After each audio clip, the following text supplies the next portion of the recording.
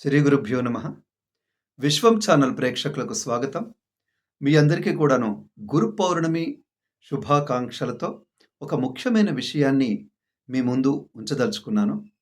అదేమిటంటే బాగా గమనించండి. ఇప్పుడున్నటువంటి సమాజంలో ఒక్కసారి మీరు ఆలోచిస్తే మనము మనింట్లో తల్లిదండ్రులు, మనము మనింట్లో పిల్లల్ని పెంచుతున్నామా? బొద్దింకల్ని పెంచుతున్నామా? పిల్లలకు చదువు చెప్పిస్తున్నామా? బొద్దింకలకు చదువు చెప్పిస్తున్నామా? అదే విధంగా ఉపాధ్యాయులు కూడా గమనించాలి. మీరు చదువు చెప్పినటువంటి మీ శిష్యులు అనుకునేటువంటి మీ వారసులు అనుకుంటున్న జ్ఞాన వారసులు అనుకుంటున్నటువంటి వారు ఈ దేశానికి గొప్ప గొప్ప వాళ్ళు అవ్వకపోయినా పర్లేదు. ఏ వివేకానంద, ఛత్రపతి శివాజీ ఇంకా ఏదో అవ్వకపోయినా పర్లేదు. కానీ బొద్దింకలుగా మారతారా? ఇది బాగా గమనించాలి. మారకుండా మనం ప్రయత్నం చేయాలి.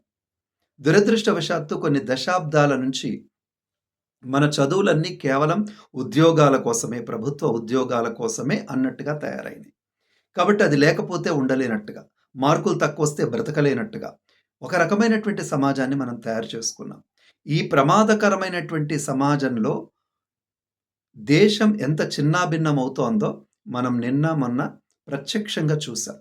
ఇప్పటికైనా మనం ఒక్కసారి ఆలోచించుకోకపోతే, మనల్ని మనం సవరించుకోకపోతే ఇది ఇంకా కొనసాగుతుంది. అదేంటండి, జరిగింది ఒక అన్యాయం కదా! దానికోసం నిరుద్యోగులు లేదంటే విద్యార్థులు నిరసన తెలియజేయడం తప్పా? చేశారు కదా! అంటే నిజంగా తప్పేం కాదు. చేయవలసిందే.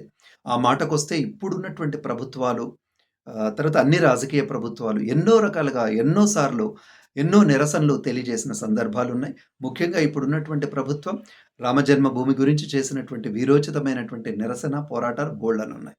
కానీ మొన్న జరిగినటువంటి అంశంలో మీరు బాగా గమనిస్తే దేశ విద్రోహక చర్యలకు కూడా పాల్పడేటువంటి వ్యక్తుల సహాయం తీసుకోవడానికి వాళ్ళు సంసిద్ధంగా ఉండడం. తరువాత అశ్లీలకరమైన పదజాలాన్ని ఉపయోగించడం, అశ్లీలంగా వ్యవహరించడం. ఎంత భయంకరంగా ఉంది! ఎంత జుగుప్సాకరంగా ఉంది! సమాజానికి మనం ఏమందిస్తున్నాం? వాళ్ళను విద్యార్థులు అంటున్నాం, వాళ్ళను నిరుద్యోగులు అంటున్నాం, వాళ్ళను రేపటి పౌరులు అంటున్నాం. ఇంకా కొంతమంది రాజకీయ నాయకులు రెచ్చిపోయి మీరే రేపు ఎమ్మెల్యేలు అవుతారు, మీరే రేపు మంత్రులు అవుతారు, ఏంటేంటో మాట్లాడుతూ ఉన్నారు. అసలు ముందు సంస్కారం గురించి ఎందుకు మాట్లాడటం లేదు? నిరసన గురించి నేనేం తప్పుపట్టను. కానీ ఆ నిరసనకు ఒక సంస్కారం ఉండాలా వద్దా? అది ఎవరు అందించలేకపోయినారు? తల్లిదండ్రులు అందించలేదా? గురువులు అందించలేదా? సమాజం అందించలేదా? దీంట్లో ఎవరి పాత్ర ఎంత ఉంది?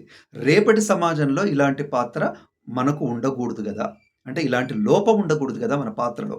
అంటే తప్పకుండా మన పిల్లల్ని పిల్లల్లాగా పెంచాలి. రేపటి పౌరుల్లాగా పెంచాలి. దేశద్రోహులుగా తయారు చేయకండి. దేశభక్తులు కాకపోయినా పర్లేదు. దేశద్రోహులుగా మాత్రం ఎవరిని కూడా మనం తయారు చేయకూడదు అని చెబుతూ విద్యార్థులకు, తల్లిదండ్రులకి ప్రత్యేకంగా నేను వినతి చేస్తున్నాను. ఈ గురు పౌర్ణమి నుంచి మీ విద్యలో మీరు పిల్లల్ని పెంచేటువంటి విధానంలో వీళ్ళు రేపు సమాజానికి ఎట్లా తయారవుతున్నారనేది గమనించండి. సరే, ఉద్యోగాలు చేస్తారు, చెయ్యరు, సంపాదిస్తారు, సంపాదించరు, ఇవన్నీ వేరు విషయాలు. కానీ సమాజానికి విచ్ఛిన్నకరమైన, విద్రోహకరమైనటువంటి శక్తులుగా తయారు కాకుండా చూసుకోవాల్సిన బాధ్యత తప్పకుండా ఉంది. దానికోసం ఒక చిన్న దీక్ష లాంటిది మీరు తీసుకోండి. మరొక విషయం ఏంటంటే, సామవేదం షణ్ముఖ శర్మ గారు, బ్రహ్మశ్రీ వట్టిపర్తి పద్మాకర్ గారు మొదలైనటువంటి పెద్దలు కొంచెం ధార్మికమైనటువంటి వారు, తర్వాత సమాజ శ్రేయస్సును కోరేటువంటి వాళ్ళు ఎవరైతే ఉన్నారో వారందరూ ఒక మంచి పిలుపునిచ్చారు. ఏమనంటే, మన కోసం మనం ఎన్నో పూజలు చేసుకుంటున్నాం కదా! దేశం కోసం ఒక్కసారి చేద్దాం.